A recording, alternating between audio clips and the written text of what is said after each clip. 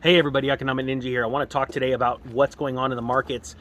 That is, things are rising. Even though the markets are closed today, US futures and European markets are rising because China just unexpectedly lowered their benchmark rate totally unexpectedly for the first time since 2020. Now, this is a big deal. They have not lowered their rate in 2 years. And that is a sign that things are bad. And I want to make that very clear to a lot of people out there that don't realize what's going on. When governments and central banks have to lower their interest rates, it is because something is wrong. They do not have, there's not enough monetary transactions going on throughout that country, or maybe throughout the world in their currency. And they need to fire something up. So they have to lower the interest rate to incentivize people and businesses to borrow money, not lend money necessarily, it's borrow more money. And then that velocity of money gets going faster. Now, I'm definitely keeping this on a very basic level for a lot of people, but what I want to explain that it is a bad thing. You see, China has been hit with all kinds of issues this year, and we've been covering them on this channel since June, where we were talking about commercial mortgage-backed securities, which led into the Evergrande issue in September. And now it's really getting worse. The truth is, they need to lower rates even more to stimulate borrowing. But the problem is, now you have the other battle. You have America that is having to raise rates. And when I say having to, trust me, I mean that. Our economy is on life support. And the last thing they need is to be able to have to raise rates and cause people to borrow less money. And I'll give you an example. Right now, even with the markets closed today and the news on China, Treasury yields are showing that they would be around 1.8%, a multi-year high, because of what's going on with China, okay? So the sentiment is showing that. We are seeing mortgage rates climb. We're going to see in the near future, in the next 90 days, if this is sustained, okay, the interest rates stay the same or get higher, we're going to see credit card debt get more expensive, student loan debt get more expensive. All kinds of debt is going to get more expensive because the interest rate is slowly rising. Now, that's actually a bad thing if you are in the Federal Reserve right now, because they know one thing. You have inflation, the cost, the short-term issues right here is you have the cost of goods everywhere going up, and then you have, number two, the cost of borrowing going up at the exact same time. And there is a period of time where it causes a lot of pain and stress on the average homeowner or consumer. So then they start doing less out there in the economy. And it's going to be a very interesting situation. But this is what I also want to talk about. You know, there's a lot of YouTubers out there that have made their names really big because they were investors. They started becoming investors 10 years ago. And for a large majority of investors right now in our country and around the world, they have only known one thing, and that is cheap money. Okay? They have only known an environment where the federal funds rate is set anywhere between 0 and 0.25%. All right. Most people that are investors that have made millions of dollars have only seen this period in time. And what's scary is what they don't realize is there is only one way that this scenario can go. Lending gets more expensive because interest rates have nowhere to go but up. There could be a slight period of time in history where the Fed funds rate goes negative, but that won't be across the board. And yes, it will create higher asset prices, but that's only for a moment in time. You see, one of the Rothschilds had a quote, and I'm going to probably butcher it, but he said a couple of years ago, this is the grandest economic experiment of all times. For surely we have never had 0% or negative yields around the globe ever in history.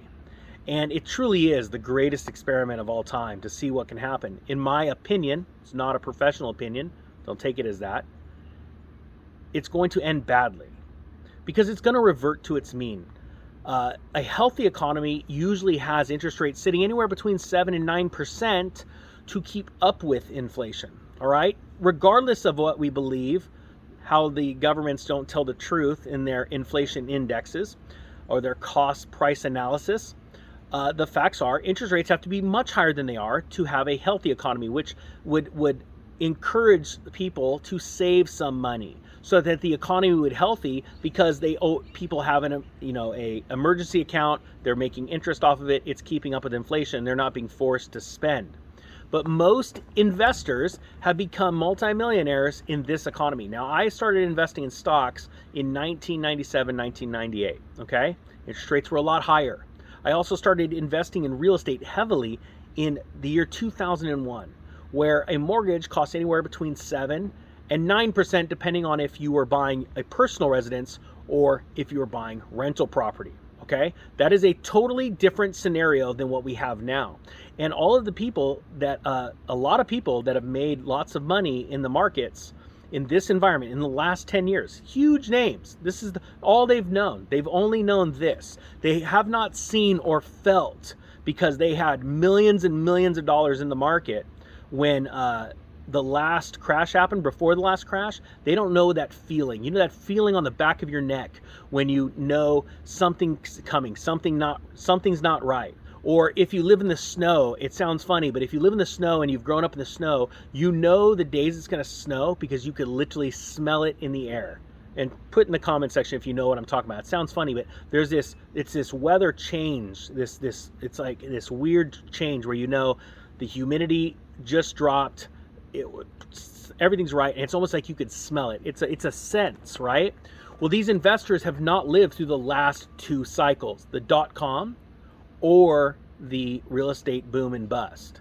They have only known cheap money. And I believe that's going to come back to haunt a lot of people, because I see this in the comment section all the time. Well, they could just print more, everything's going to be good. You grew up in a time of crazy spending. Now, I want to remind you of something that I think is very, very poignant today. However, the events flipped. I believe what we saw during the Great Recession was the precursor to the Great Depression of our time. I believe that. And if you look back at 1920, and you have to look back, it started with something that happened in 1918. There was a three-letter word. And it caused the Depression of 1920. And then we saw the run-up, 10 years of the Roaring 20s. The Roaring 20s was around because of cheap available credit that really prior to that had never really existed. We saw margin debt climb to all-time highs. Really, before that, there wasn't a whole lot of margin debt available. As a matter of fact, in the Roaring 20s, before that, you didn't see the common man investing in the stock market, especially on margin. You didn't see the barber investing in stocks before that. But it was made available to everybody through the Roaring 20s. And it took 10 years for that buildup, the printing of money, the dancing, the champagne spilling. We've all seen the videos, to where one day it all changed. And everybody's lives were different. My great-grandfather lived through the Great Depression, and he lived through the 1918 situation. He owned everything he had. He was a farmer. And by the 1950s, he was worth tens of millions of dollars because he owned everything. And then when everybody lost everything because they leveraged themselves like crazy, he just went to the banks and he bought up everybody's farms. That's what I talk about Ninja Nation, about being a people that are meek and prepared to take advantage. I make no qualms about this. I am going to take advantage of this, and I expect 1 million people to too. Right? And I expect 1 million people with good hearts and good intentions to do it. Because why? You can't change, you can't fix stupid. There are people that are going to run headlong into this.